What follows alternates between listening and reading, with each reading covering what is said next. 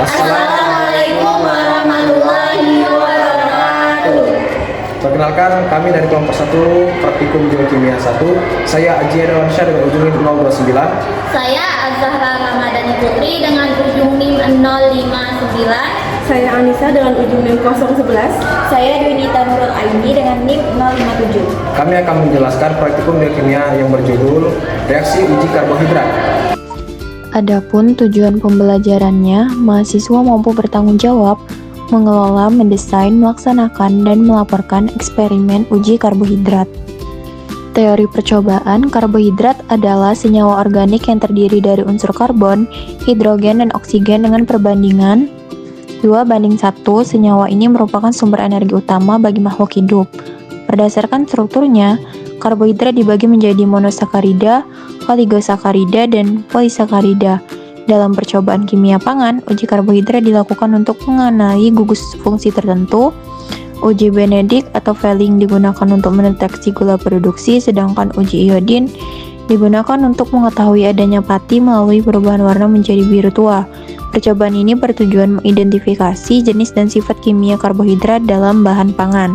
Adapun alat dan bahan yang digunakan yaitu alatnya tabung reaksi, pipet tetes, gelas ukur, dan bunsen. Untuk bahannya yaitu maltosa, glukosa, sukrosa, glisin, amilum, asam sulfat, reagen Benedict, reagen Molis, reagen Barfoot, reagen iodin, reagen Seliwanov.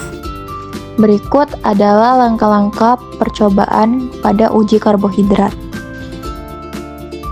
Langkah percobaan uji Molis. Langkah pertama, masukkan sampel sebanyak 2 ml dalam gelas ukur, kemudian tuangkan dalam tabung reaksi. Selanjutnya, teteskan 3 tetes reagen Molis pada tabung reaksi dan siapkan 2 ml H2SO4 pekat pada gelas ukur, kemudian tuangkan pada tabung reaksi yang telah berisi maltosa dan reagen Molis. Selanjutnya, lakukan percobaan yang serupa dengan sampel yang berbeda. Selanjutnya, uji iodin. Langkah pertama, ukur 3 ml sampel, masukkan ke dalam tabung reaksi. Selanjutnya, tambahkan reagen iodin, kemudian homogenkan. Amati perubahannya. Selanjutnya, prosedur percobaan pada uji Benedict. Langkah pertama, tuangkan 1 ml sampel maltosa pada tabung reaksi, kemudian tambahkan 5 ml reagen Benedict pada tabung reaksi tersebut. Selanjutnya, letakkan tabung reaksi tersebut pada gelas beker berisi air mendidih yang telah dipanaskan. Langkah selanjutnya yaitu panaskan selama kurang lebih 3 menit, kemudian tunggu dingin dan amati. Lakukan percobaan yang serupa dengan sampel yang berbeda. Selanjutnya, langkah percobaan pada uji Barfoot. Langkah pertama, ukur 3 ml reagen Barfoot dan tuangkan pada tabung reaksi. Kemudian, tambahkan 1 ml sampel maltosa pada tabung reaksi yang terisi reagen Barfoot. Selanjutnya, letakkan tabung reaksi tersebut pada gelas beker berisi air mendidih dan panaskan selama 3 menit. Kemudian tunggu dingin dan amati, lakukan percobaan serupa dengan sampel yang berbeda. Selanjutnya, prosedur percobaan uji Seliwanov. Langkah pertama, masukkan 0,5 ml larutan yang akan diperiksa ke dalam tabung reaksi. Kemudian tambahkan 5 ml reaksi Seliwanov, campur dan didihkan selama 30 detik tepat. Selanjutnya, perhatikan warna yang terjadi. Hasil pengamatan pada uji Molich, sampel karbohidrat yang digunakan yaitu amilum, maltosa, glukosa, glisin, dan sukrosa, di mana hasil pengamatannya yaitu terbentuk cincin ungu pada amilum, maltosa, glukosa, dan juga sukrosa. Sedangkan pada sampel karbohidrat glisin tidak akan terbentuk cincin, hanya terbentuk 2 fasa yaitu lautan hijau dan bening. Pada uji yang kedua yaitu uji iodin, di mana sampelnya juga sama yaitu amilum, maltosa, glukosa, glisin, dan sukrosa, di mana pada uji ini pada amilum akan terbentuk warna yang berwarna biru, sedangkan pada sampel lainnya tidak akan terbentuk warna berwarna biru. Pada uji Benedict, pada sampel maltosa, glukosa akan terbentuk endapan berwarna merah. Pada uji Barfoot, pada sampel glukosa akan terbentuk endapan berwarna merah, sedangkan yang lainnya tidak akan ada endapan. Pada uji Seliwanov, sampel yang digunakan yaitu amilum, maltosa, glukosa, glisin, dan sukrosa.